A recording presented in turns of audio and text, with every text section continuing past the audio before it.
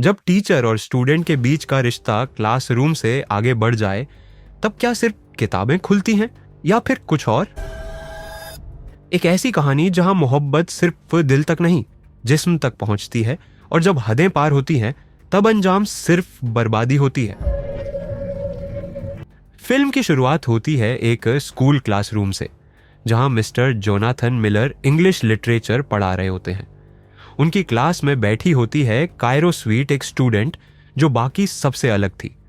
उसकी आंखों में एक चमक थी, उसकी आवाज में एक अजीब सा आत्मविश्वास, और उसकी कहानियां वो सिर्फ शब्द नहीं थे, वो उसकी सच्चाई के आईने थे।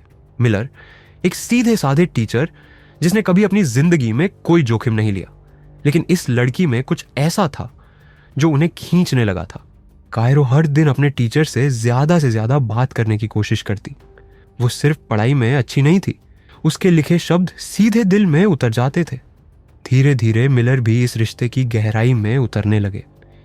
वो कायरो की कहानियों को लेकर उससे अकेले में डिस्कस करने लगे। और फिर पहला सस्पेंसफुल मोमेंट आता है।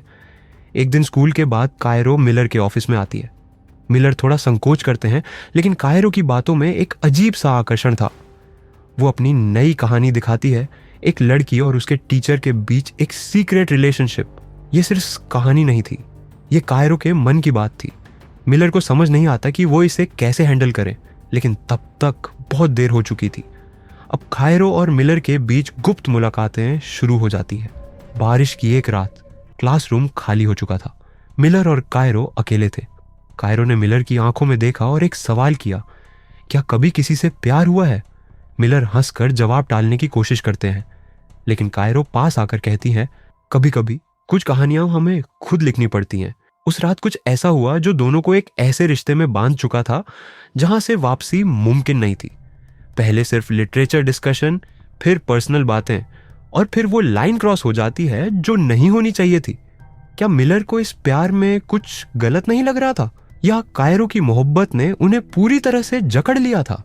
लेकिन असली ट्विस्ट तब आता है जब कायरो एक दिन अपने दोस्तों के सामने इशारों इशारों में कुछ ऐसा कह देती है जिससे लोगों को शक होने लगता है। मिलर अब डरने लगते हैं। मिलर कायरो से किसी भी तरह दूरी बनाने की कोशिश करते हैं, लेकिन कायरो अब उन्हें छोड़ने के मूड में नहीं थी। कायरो मिलर के घर के बाहर खड़ी मिलती है।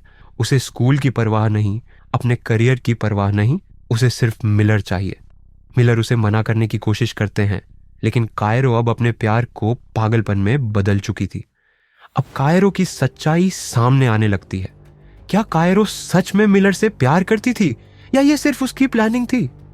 कायरो की लिखी कहानियां अब और भी डार्क होती जा रही थी। वो अब अपने दोस्तों से बातें छिपाने लगी थी, और एक दिन कायरो ने एक चिट्ठी स्कूल बोर्ड को भेज दी जिसमें उसने अपने और मिलर के रिश्ते का खुलासा कर दिया।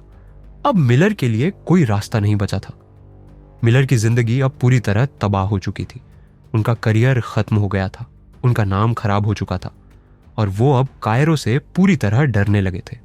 फिल्म एक खौफनाक मोड़ पर खत्म होती है। कायरो जो प्यार में सबसे आगे थी, वो अब खुशी से दूर खड़ी थी, और मिलर, वो अब हमेशा के लिए अपनी जिंदगी बर्बाद कर चुके थे। तो दोस्तों, आपको क्या लगता है, कायरो सिर्फ एक मासूम लड़की थी जो प्यार में थी, या फिर उसने जानबूझकर मिलर की जिंदगी बर्बाद करने का प्लान बनाया था? कमेंट में बताइए। और अगर ऐसी ही जबरदस्त मूवी एक्सप्लेनेशन चाहते हैं तो वीडियो को लाइक और सब्सक्राइब करना मत भूलना।